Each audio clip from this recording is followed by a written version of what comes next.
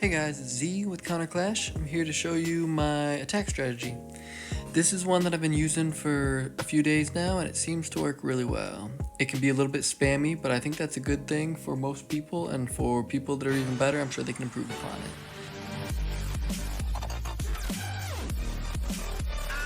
But essentially what you're trying to do, here's the army, and what you're trying to do is drop the graveyard spells early to protect all of your big troops, and then after you drop 3 initially, you'll drop your 2 ice golems, then the root riders, and then essentially everything else, the witches, all the heroes in the middle with normally the log launcher. And after that you'll drop some skeleton spells again in the middle, and then normally 1 on cleanup. You got a poison for the CC, you got 2 rages for hopefully when you use your warden ability. And then normally you would freeze either a multi inferno, the monolith, or the town hall. So without further ado, let's get to some attacks. Okay, so this first one is a pretty good base for me. Looks like we're gonna attack from the bottom left.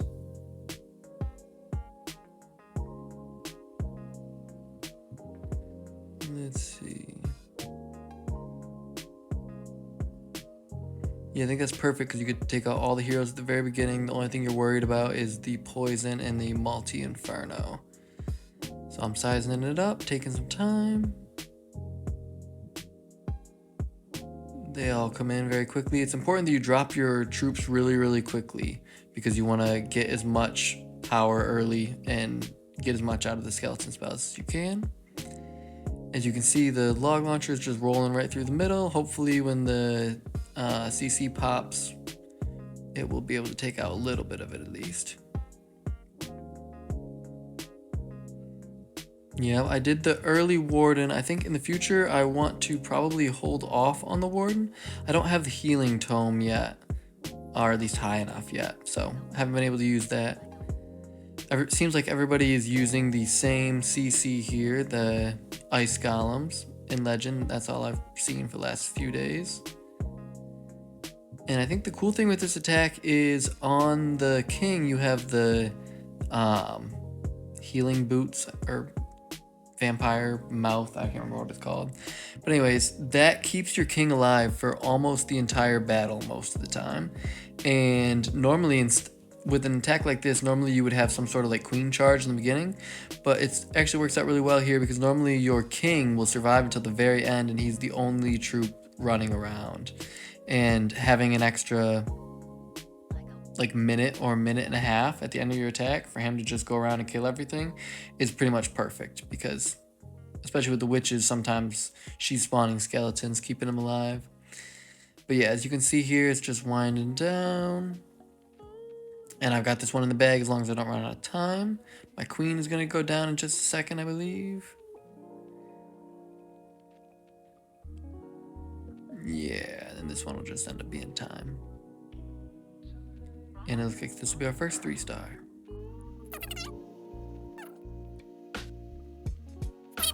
Then if we look over here at our second attack, this is all the equipment that I'm using.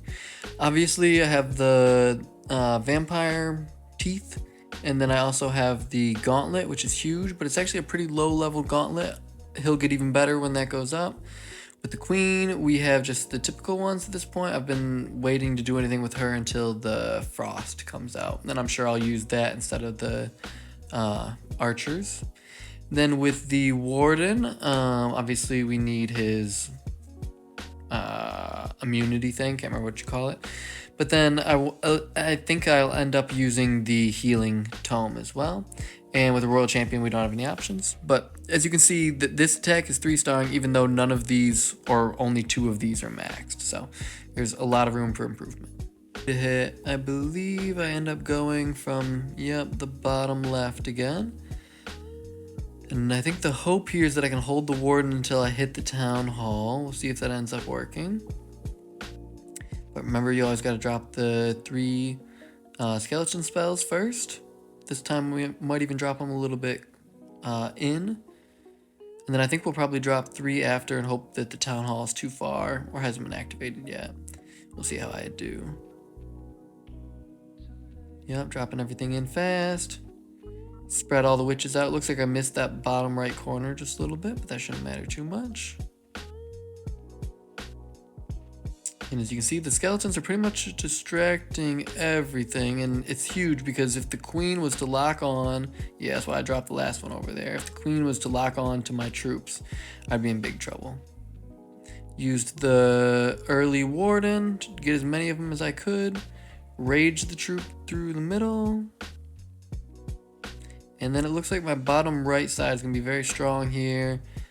My top left is going to be struggling, I think. But as long as what's in the middle can take things out, we should be good.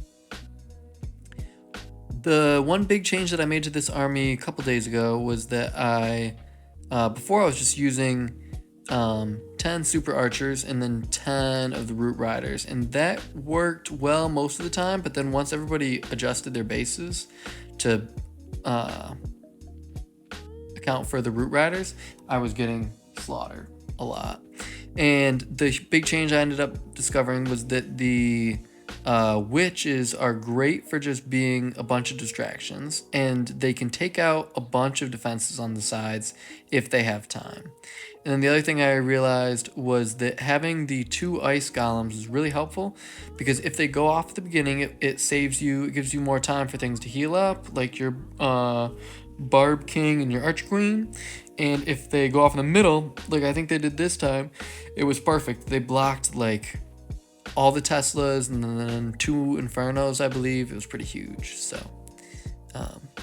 and then the reason that I have the pets the way that I do, I love Frosty with King because it slows down the things that are going to hit him so that he just has like unlimited time to heal back up, essentially. And normally it doesn't die. If he's going in the middle, then it ends up mattering, but his frost mites jump right to defenses, so you always get the max value out of them. And the reason that I have I don't really need to explain the unicorn for the queen. It's just the best move almost always. And then with the royal champion, I'm going to end up having the invisibility one, but I'm waiting 2 days till I finish that upgrade. But here's my last attack. As you can see, I'm doing really well on trophies right now. 6,100 at the end of the day. I'll show you how I did on the day.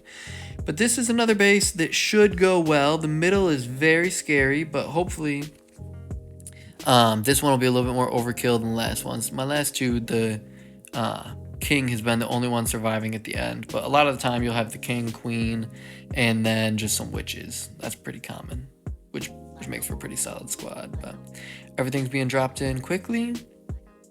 Blocking the warden and blocking the monolith. That's huge. And then I think the log launcher does great work against the clan castle here. We just got those 2 ice golems. Yeah, use the early warden. Get those rages in there so that everybody just goes as fast as possible. Freeze up the town hall. I think I'm gonna do that one more time. Yes, I will. One thing that I've figured out with this attack is with the witches, the like geared up archer towers are still very, very deadly, but normally the cannons aren't nearly as bad because there's just tons of skeletons that they're hitting. Yeah. And honestly, I do wonder if I should just be using the rage with the king instead of the vampire thing. And I'm not exactly sure at this point. I think if I can get him to go in the middle, using the rage would be better. But I think if he's going on the outside, it's perfect to use the vampire teeth. And yeah, you can see this one is way more overkill. These root riders are just incredible. They open up the base like crazy. And just make it so you don't need wall breakers, you don't need anything else. I tried variations of this attack for a long time. But once the root riders came out, I knew that it was all going to be over in the future. So yeah, I think that's pretty much what I got. As you can see, all of these attacks pretty much have 30 seconds, 40 seconds left over. So if you're a more skilled player than me, I'm sure you can incorporate a queen charge in there or do something maybe with the flame flinger. But that's what I got for you. And thanks for watching from Connor Clash.